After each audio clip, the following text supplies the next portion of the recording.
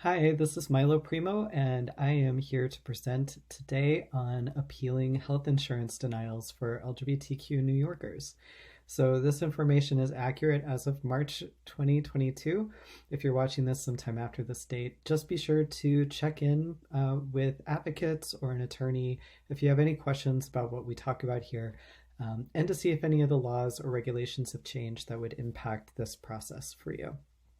I just want to give you sort of a overview of what your options are, because this is something that really happens to our community with some frequency, particularly for transgender and gender expansive and non-binary people, but certainly for lesbians and gay people and folks who are in same-sex relationships as well. So today we are going to go over how you figure out what your insurance is, where you get it from, and what kind of insurance it is, so you know what your rights are in terms of appealing a denial. We're going to talk about some of the reasons, the common reasons for denials of insurance claims, and what the appeal deadlines are, so you can keep an eye on those. We're going to talk about how to prepare the best you can for your appeal, and what happens if you lose your appeal, and also where you can go to get some more advocacy and support to help you go through this process and fight for your rights. So before anything else, let's figure out what kind of insurance you have, because that really does make a difference when it comes to trying to fight for your rights with that insurance plan. So typically there are four areas where people get their insurance from. This isn't everybody, but this is the vast majority of people. You either purchase it through the New York State of Health Marketplace, which is the online marketplace for purchasing affordable health insurance. It comes with tax credits and subsidies to help lower the cost if you're eligible for it. And that might also be where you go to see if you're eligible for Medicaid. So you might be familiar with it one way or the other through that. If you don't purchase through the marketplace, you might get your insurance through your employer. Now, there are two different kinds of employer offered plans. We're going to get to those in just a second, so keep that in mind. For folks who are under a certain income in New York, you might be eligible for Medicaid, which is the free medical plan for folks who are within a certain limit.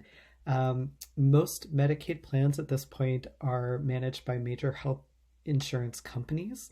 So you might still get a card from, Blue Cross Blue Shield or Fidelis or one of the many other insurance companies that there are.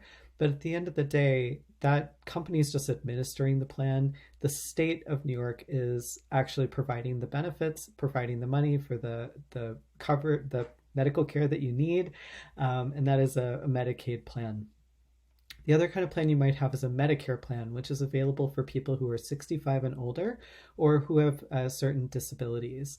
Some folks who have Medicare also have Medicaid or might also have other supplemental coverage. We're not going to get into Medicare too much in this session just because there's not enough time. It's a pretty big deal. So if you need help with your Medicare coverage, definitely check out MedicareRights.org. They're a great organization with a ton of resources, and they'd be happy to walk you through any questions you might have about your Medicare coverage and appealing any denials you get through Medicare. So just to go back really quickly about employers, there are two different kind of plans you might have through an employer. One is called a fully funded plan. This is where you get health insurance through your employer, and the employer pays basically a subscription for you to have that insurance. And at the end of the day, the insurance company is the one who's paying for your medical costs after you meet your initial deductible. The other kind is called a self-funded plan. This is where the employer is actually paying for your medical costs after you meet the deductible, not the insurance company. The difference is really important because you have different rights depending on the kind of plan you have. If you have a fully funded plan, you actually have more rights because they're regulated by New York State and you have more options. Self-funded plans are regulated by federal law and are not as robust in terms of rights and protections. So you may not be able to tell just by looking at your insurance card or your plan what kind of plan it is. So you can ask your HR person or call the insurance plan itself and just say, hey, can you tell me if my plan is fully funded or self-funded? And they should be able to let you know over the phone. The other thing to look for is whether you have an HMO, EPO, PPO, or POS. These are common sort of acronyms for the different kinds of plans that you have, and those also will determine the kinds of rights and protections you have available to you. Okay, so now that we have a sense of what your insurance plan is, let's look at the common reasons for denials of insurance claims and think about some of the appeal deadlines you're going to need to keep in mind. So there are four main categories of denials when you have an insurance claim and the insurance says, no, we're not going to cover this. The first one, which is less common these days but still happens, is a categorical denial. So this is where the insurance says, hey, we never cover things that are transition related for transgender people, or, for example, things that are related to fertility for people who are in same-sex relationships. As a general rule in New York, most of the time these things are not allowed anymore. Insurance plans have to cover this kind of treatment, both under Medicaid and under fully funded plans. However, a lot of self-funded plans, so plans through your employer that are self-funded, where the employer is paying the cost of your healthcare and they're regulated by federal law, might still have these categorical exclusions. So you should definitely check with your plan, look at the policy and see if they still have one and be able to try to appeal based on that. We'll come back to that in a moment. Another option is that it is not medically necessary.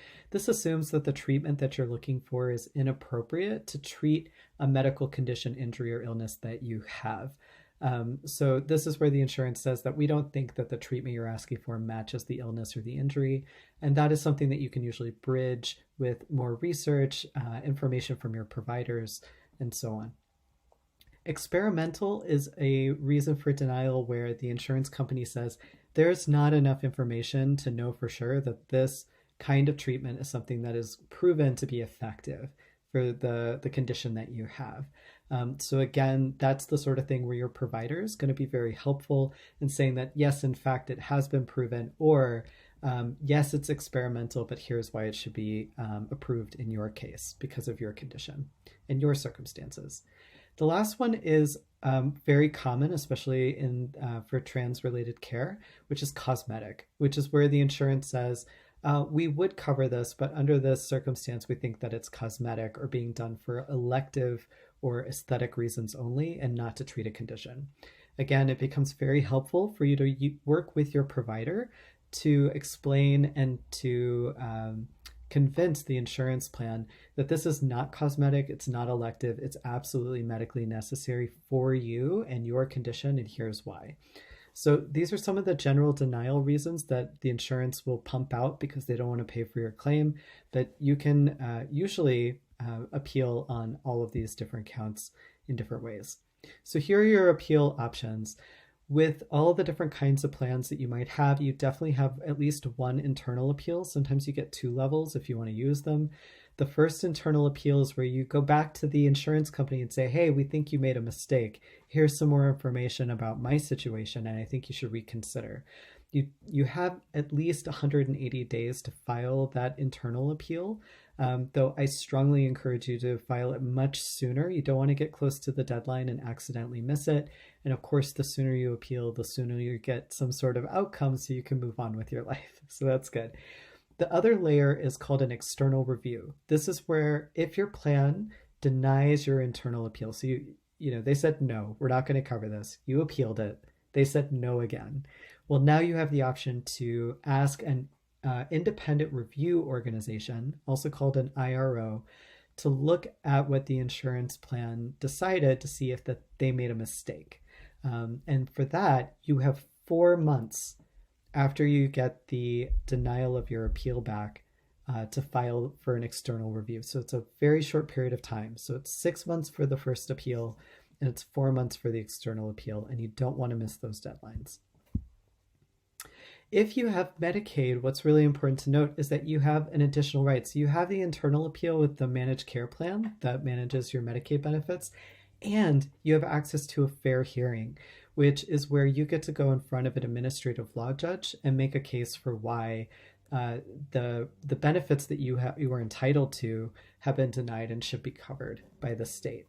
So you have an additional layer of rights. You have 90 days to request that fair hearing. You should definitely take advantage. You can do both of these things. You don't have to do just one. You can actually do both. All right, so let's talk about the best way to prepare your appeal so you are as successful as possible once you get these filed. So, how can you advocate for yourself when you are needing to appeal? Well, the first thing you want to do is read the notice that you received thoroughly and look for the date of the notice to find out exactly when it was sent, the reason for the denial, and the deadlines for your appeal. The first thing you can do after that is to try to advocate for yourself informally first. Sometimes it's just a simple billing or coding mistake, and by calling the insurance plan or calling your provider, you might be able to just figure out where the miscommunication is and get that done sort of faster than going through a whole appeal process. Be careful though, if you call the plan to try to do this, that you make it clear that you're not filing an appeal over the phone, because sometimes they'll think that your phone call is your appeal, and you don't want to do that. You want to file an appeal in writing so you have a record of it. So you're just asking questions, just trying to get clarification and seeing if you can fix an easy thing before filing an appeal. You can also request more information from the plan over the phone. This can include a copy of your coverage policies, documents that the plan considered in its denial, diagnosis or billing codes, or anything else you might need to help support your process of putting an appeal together. And then finally, you're going to want to actually write the appeal. So work with your provider. They can help you do this, or sometimes they can even do it for you.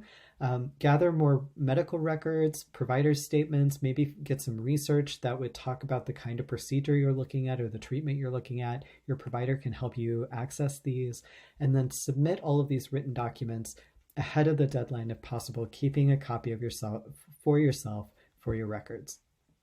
Now, if your internal appeal is denied and you get what's called a final adverse determination, again, look at the notice carefully, make sure there's a date on it, look at the reason for the denial, and look at the deadlines for an external review. It'll tell you exactly what your options are in terms of where that external review is going to go. Once again, you can ask the plan for any of the documents related to its decision so you can get a better understanding of how they made that decision that they did, and you can prepare your application for an external review. Now, again, you only have 4 months from the date that the insurance plan denies your appeal to submit a request for an external review. So there's a very short period of time, so don't delay. You're going to want to put all of the paperwork together that shows that the insurance plan made a mistake on its appeal and should have found in your favor but didn't. What you're going to do is file all of this with the state or the federal agency that is identified in the notice, depending on what kind of plan you have, and they will accept it and then give it to an independent review organization to review. Now, whatever the IRO decides, it's binding. So if they find in your favor, then the insurance plan has to cover the claim. If they don't find in your favor, the insurance plan does not have to cover the claim. So it is a good thing to be as prepared with this appeal as possible, and even to seek out help from an advocate if you can. Now, what happens if you lose your appeal, all of the appeals? What do you do? Well, don't give up hope. It's not quite over yet. There's a few more things you can do. So try negotiating costs with your providers. Often doctors and hospitals will provide discounts, partial forgiveness, or payment plans after claim denials to help sort of make the costs a little bit more accessible to you. Sometimes they forgive it altogether. So definitely talk with your provider to see what is available there. You could also consider talking to an attorney about the option of filing what's called an Article 78 appeal in court that would challenge the external appeal decision. So these are not very common. I don't know if there are a lot of attorneys who would be excited about taking it, but it is a very short period of time for you to figure that out. It's only a 4-month statute of limitation. So if you think there's a chance you might lose your external review appeal, you might consider trying to reach out to your local attorneys at legal aid offices or somewhere else to see if they would consider it in the event that it's denied. And then finally, you can consider filing a complaint against the agency, with the agency itself, against the insurance plan that it regulates. So if you have a fully funded plan, you can file a complaint with the New York State Department of Financial Services. If it's a self-funded plan, it would be the U.S. Department of Labor. And if it's a Medicaid plan, it's going to be the New York State Department of Health. And no matter what, don't hesitate to reach out for help. Contact advocates, contact an attorney. A great resource is the communityhealthadvocates.org. They're based in New York City, but they have advocates all over the state who can help you navigate this and help you get through the appeals process for free. No matter how much money you make, it's available to you. So don't give up. You got this. Go get them.